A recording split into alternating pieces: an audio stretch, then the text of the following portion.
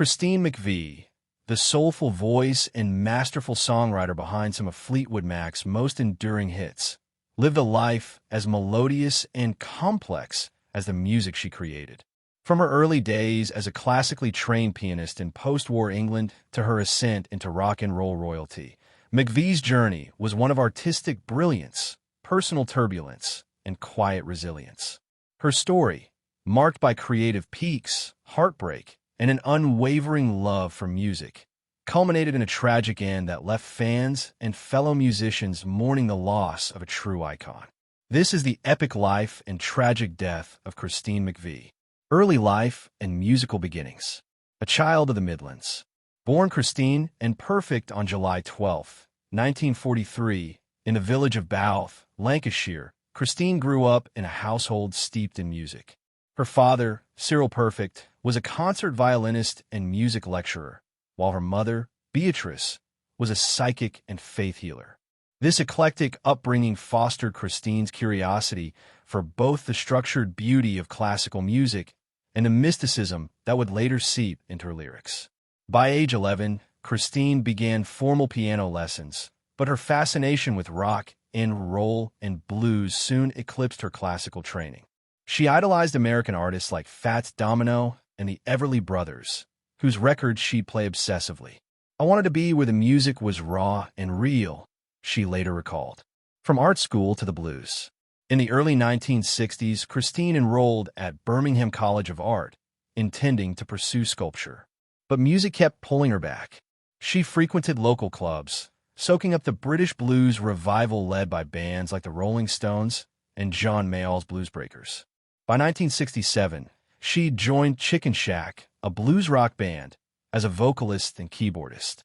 Her smoky contralto voice and knack for melody quickly earned attention, especially after Chicken Shack's cover of Etta James' "I'd Rather Go Blind" became a UK Top 40 hit in 1969. It was during this time that Christine crossed paths with Fleetwood Mac's bassist, John McVie. The two fell in love, marrying in 1968. Though their relationship would later fracture, their musical partnership would redefine rock history, joining Fleetwood Mac and the rise to fame. When Christine joined Fleetwood Mac in 1970, the band was at a crossroads. Originally a blues outfit founded by Peter Green, Mick Fleetwood, and John McVie, the group had weathered lineup changes and dwindling commercial success. Christine, initially hired as a session player for their Kiln House album, brought a fresh, melodic sensibility to their sound. Her first composition for the band, "Show Me a Smile," hinted at the introspective songwriting that would become her trademark. The band's fate shifted dramatically in 1974 when Mick Fleetwood recruited Californian duo Lindsey Buckingham and Stevie Nicks. The new lineup, McVie, Buckingham, Nicks, and the rhythm section of John McVie and Mick Fleetwood, became a pop-rock juggernaut. Christine's jazz-inflected keyboards and warm vocals provided the perfect counterpoint to Nick's ethereal mysticism and Buckingham's fiery guitar work. Their 1975 self-titled album, Fleetwood Mac, catapulted the band to stardom. Christine's "Over My Head" and "Say You Love Me" became top 20 singles, showcasing her gift for crafting candid, relatable love songs.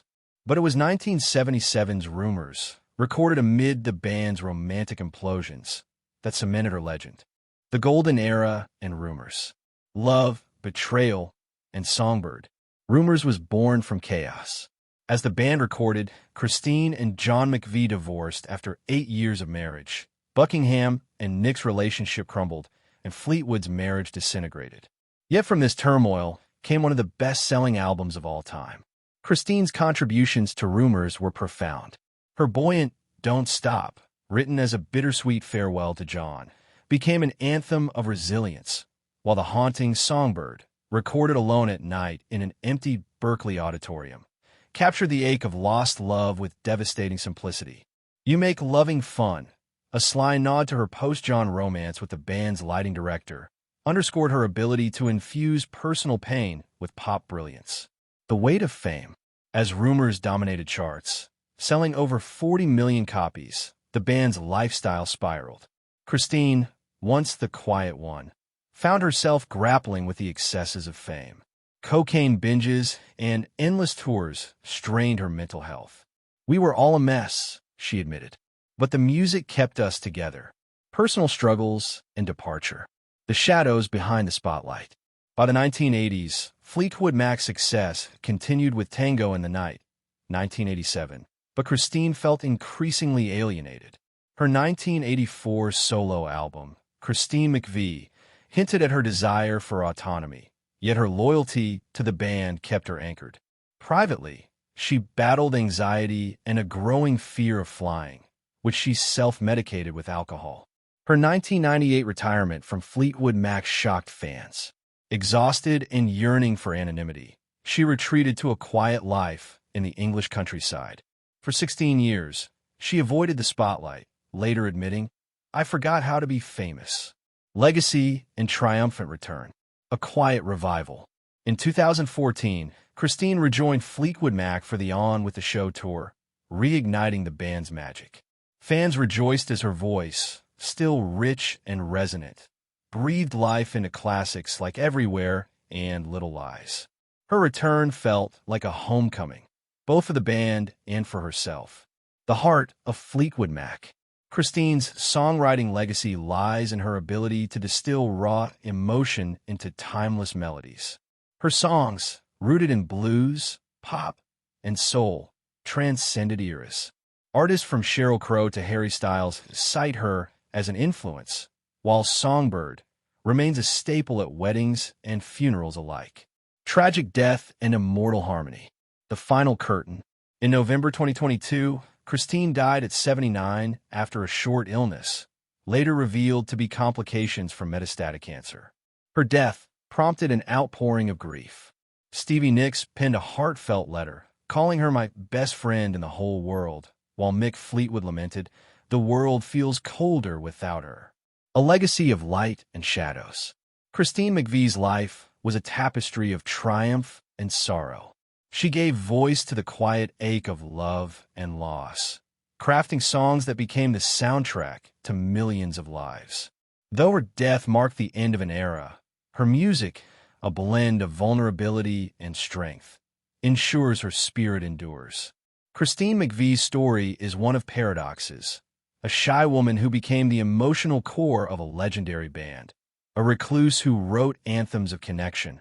An artist who found serenity only after weathering storms. In her final interview, she reflected, "Music was my therapy. It still is.